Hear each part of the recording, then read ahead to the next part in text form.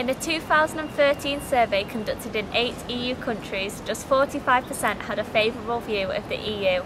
Yet Eurosceptic views often stem from misinformation, which is why we're going to prove that we're better off in than out. EU immigrants are mostly educated, hard-working citizens who pay more in taxes than is spent on the public services that they receive.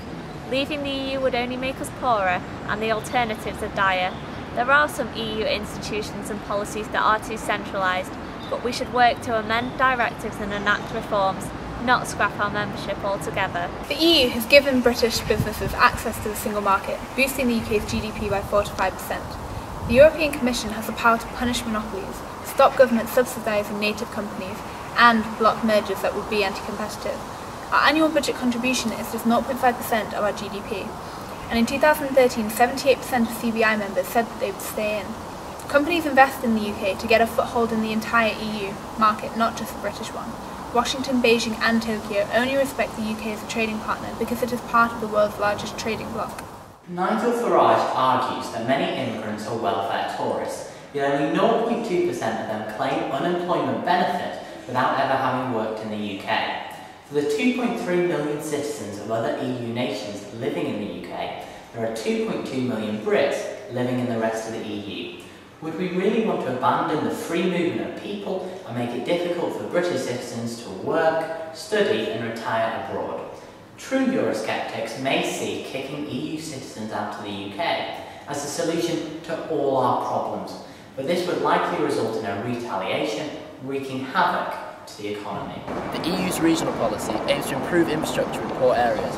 Fraud or bad accounting lessens the policy's effectiveness.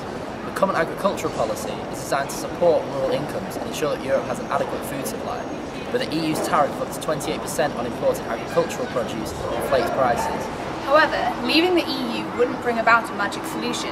Lobbyists like those of the National Farmers Union would pressure the UK's government to implement a new agricultural policy that continued to subsidise farmers. The EU now has increasing authority over home affairs, environment, social and regional policy. However, Cameron often has the capacity to veto, and Britain has frequently succeeded in getting its own way, winning battles over the creation of a single market and the expansion of the EU to the east. UKIP would argue that it was the EU that made it hard to deport Abu Qatada, yet this argument is wholly misguided. If we relied solely on our World Trade Organisation membership, British goods and services would have to face non-tariff barriers. Norway's agricultural exports to the EU are subject to EU tariffs and health rules, with Switzerland and Turkey facing similar restrictions.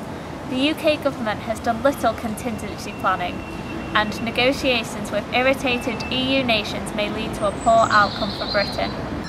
So why leave an institution that has made an integral cultural and economic contribution to the lives of British people?